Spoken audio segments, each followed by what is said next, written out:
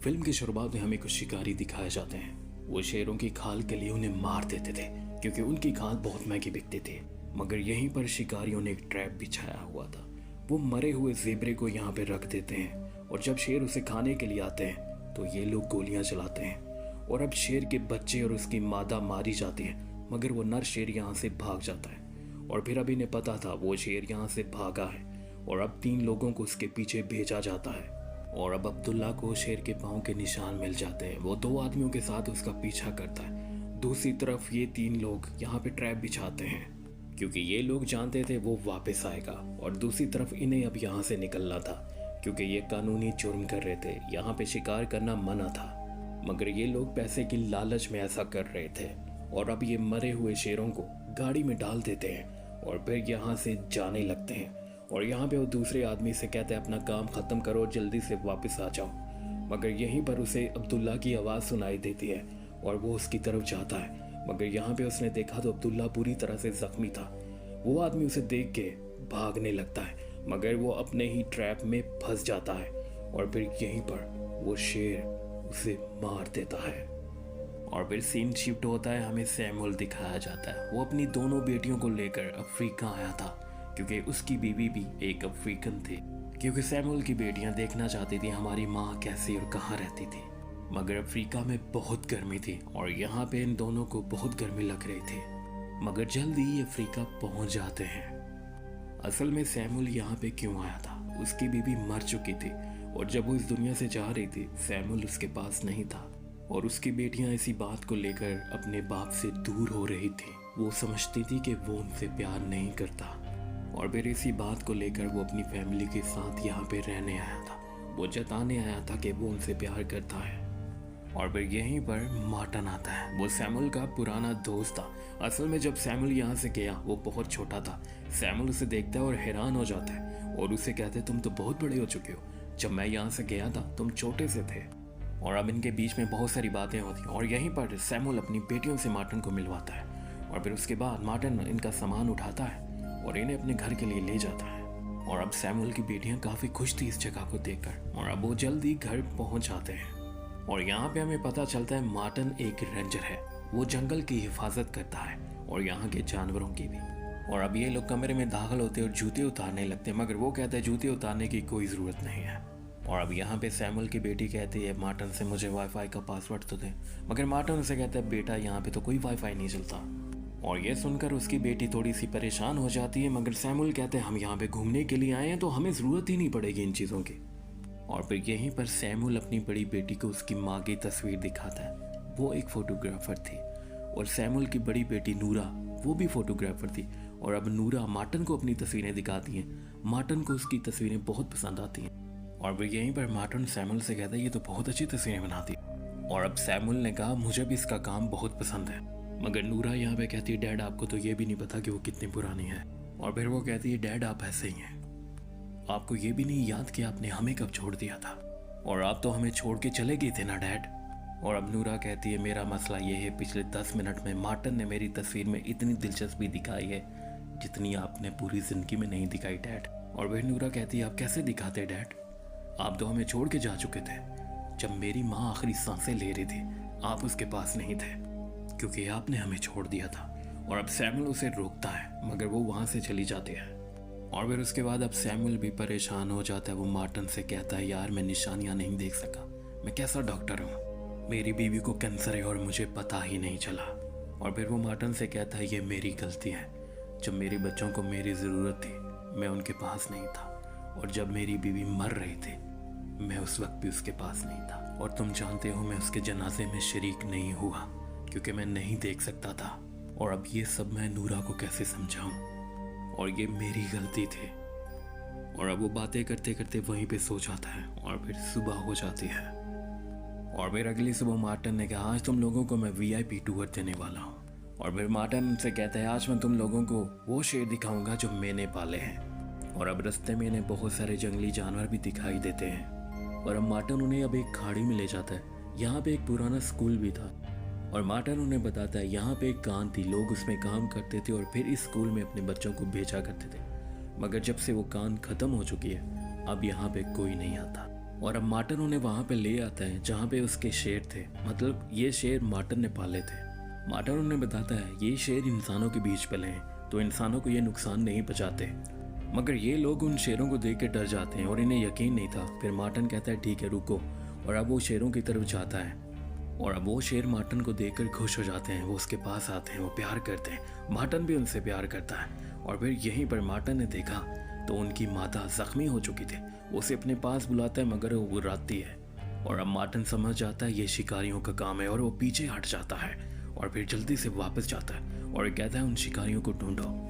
और अब Samuel Marton से पूछता है क्या हुआ। मार्टन उसे कहता है वो जख्मी है और ये शिकारियों का काम है और अब हमें यहाँ से जाना होगा। फिर वो सैमुअल को लेकर यहाँ से चला जाता है। और अब मार्टन उसे कहता है अगर तुम्हें बुरा ना लगे तो हम लोग एक गांव में जा रहे हैं, क्योंकि हो सकता है किसी गांव वालों ने शिकारियों को देखा हो। और फिर सैमुअल उसे पूछता है कौन से शिकारी। और अब मार्टन उसे कहता है ये शिकारी हैं, ये छुप के शिकार करते हैं। ये पहले हाथियों को मारा करते थे मगर अब ये शेरों को भी मारने लगे हैं। और अब ये लोग कुछ देर के बाद गांव में पहुंच जाते हैं मगर यहाँ पे कोई नहीं होता। ये सबको आवाज़ देते हैं और फिर मार्टन कमरे में जाके देखता है तो यहाँ पे सब लोग मारे जा चुके थे। और मार्टन ये समझ जाता है उनके घाव देखकर ये एक शेर का काम है।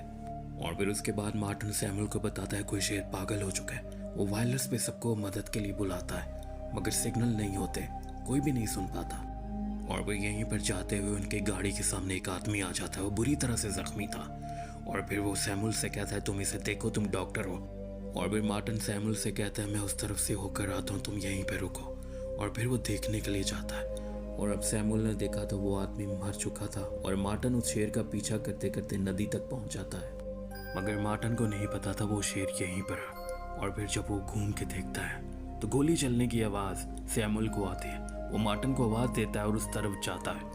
और अब सैमुअल ने उस शेर को देख लिया था। वो वापस तेज़ी से भागता है और शेर उस तक पहुंचने वाला होता है। वो गाड़ी में आ जाता है मगर अब वो शेर वापस नहीं जाता और अब वो सैमुअल का पाँव पकड़ लेता है। मगर सैमुअल की बड़ी बेटी गाड़ी को चला देती है मगर उसे नहीं संभाल पाती और गाड़ी खाई में चली जाती है। और अब एक पेड़ की वजह से वो गाड़ी खाई के ऊपर रुक जाती है। और अब सैमुअल नहीं जानता उसे क्या करना है मगर फिर भी वो अपनी बेटियों को हौसला देता है। और यहीं पर सैमुअल को वॉकी टॉकी की आवाज़ आती है। वो ढूंढता है और उठा लेता है और दूसरी तरफ मार्टन होता है। मार्टन उसे बताता है मेरी टांग बुरी तरह से फट चुकी है और मैं किसी भी वक्त बेहोश हो सकता हूँ। शेर ने मुझे बुरी तरह से जख्मी कर दिया यार। और फिर मार्टन उसे कहता है वो शेर मेरे सामने है यार। वो शेर उसके सामने जाता है। वो मार्टन को घूरता है मगर उसे कुछ भी नहीं कहता। और अब सैमुअल उसे कहता है मैं तुम्हारी तरफ आऊँगा, होश में रहना। और यहीं पर मार्टन उसे कहता है डिग्गी में ट्रैंकुलाइजर गन पड़ी हुई है, वो भी निकालो। और अब सैमुअल की टांग भी बुरी तरह से जख्मी थी मगर यहीं पर उन्हें वो गन मिल जाती है। और फिर उसके बाद वो गाड़ी से बाहर आता है मगर यहीं पर वो चारों तरफ देखता है, उसे शेर नज़र नहीं आता। और यहीं पर उसकी बेटी गाड़ी से बाहर चली जाती है। वो मार्टन की मदद करने के लिए जाती है मगर सैमुअल उसे वापस बुलाता है मगर वो जानती थी उसका बाप जख्मी है इसलिए वो वापस नहीं आती। मगर यहीं पर शेर आ जाता है और सैमुअल उस पर गोली चलाता है मगर वो शेर जल्दी से उस पर हमला करता है और सैमुअल गाड़ी से नीचे गिर जाता है। और अब वो वक्त रहते ही गाड़ी के नीचे चला जाता है मगर वो शेर हर तरफ से आता है और उसे खाने की कोशिश करता है। और अब सैमुअल की बेटी मार्टन तक पहुंच जाती है। दूसरी तरफ सैमुअल अपनी गन से उस शेर के चेहरे पे मारता है और यहीं पर उसकी बेटी बहुत बहादुरी वाला काम करती है। वो ट्रैंकुलाइजर उस शेर की पीठ पे लगा देती है जिससे वो शेर लड़खड़ाता हुआ वहां से दूर चला जाता है।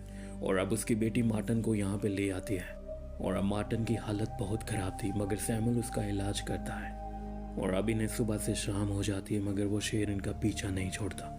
और फिर इन्हें यहाँ पे रात हो जाती है और फिर यहाँ पे शिकारी आ जाते हैं।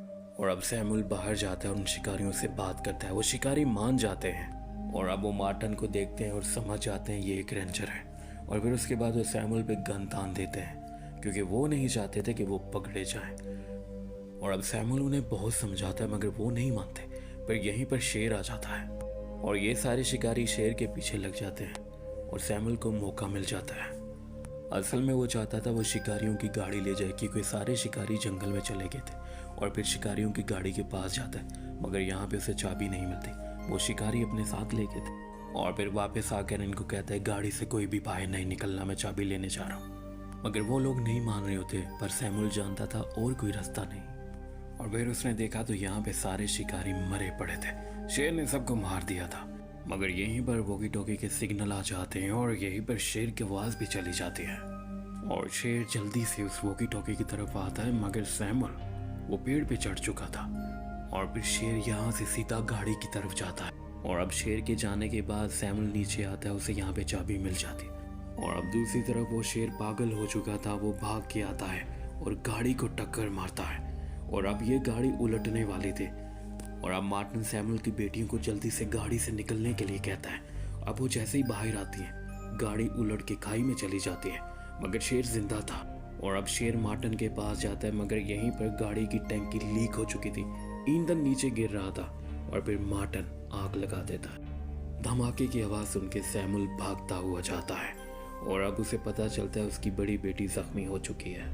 और अब वो खाई में जाके देखता है तो गाड़ी चल रही होती, मतलब मार्टिन के बचने का कोई चांस नहीं।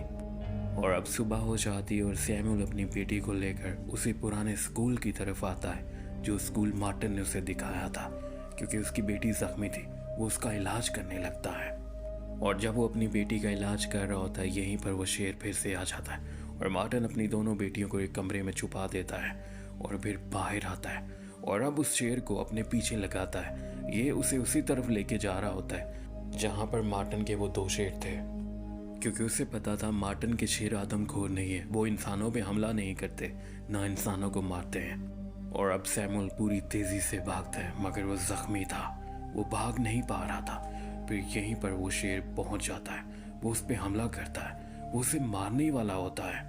मगर सैमुअल भी हिम्मत नहीं हारता, वो चाकू से कई बार उस पर करता। मगर फिर भी एक जख्मी इंसान और एक शेर का क्या मुकाबला हो सकता है। और फिर यहीं पर मार्टिन के वो दोनों शेर भी आ जाते हैं और अब वो उस शेर से मुकाबला करने के लिए जाते हैं और फिर कुछ ही देर में वो उसे मार देते हैं और फिर सैमुअल की जान बच जाती है। और अब उसकी बेटियां समझ चुकी थी उनका डैड उनसे कितना प्यार करता है, क्योंकि अब वो जानती थी उनका डैड उनका हीरो है। और यहाँ पे मैं एक बात करना चाहूँगा, कहानी सच्ची हो या फिर फर्जी हो, जिन लोगों ने कुछ सीखना होता है उन्हें फर्क नहीं पड़ता सच्ची कहानी है या फर्जी कहानी है।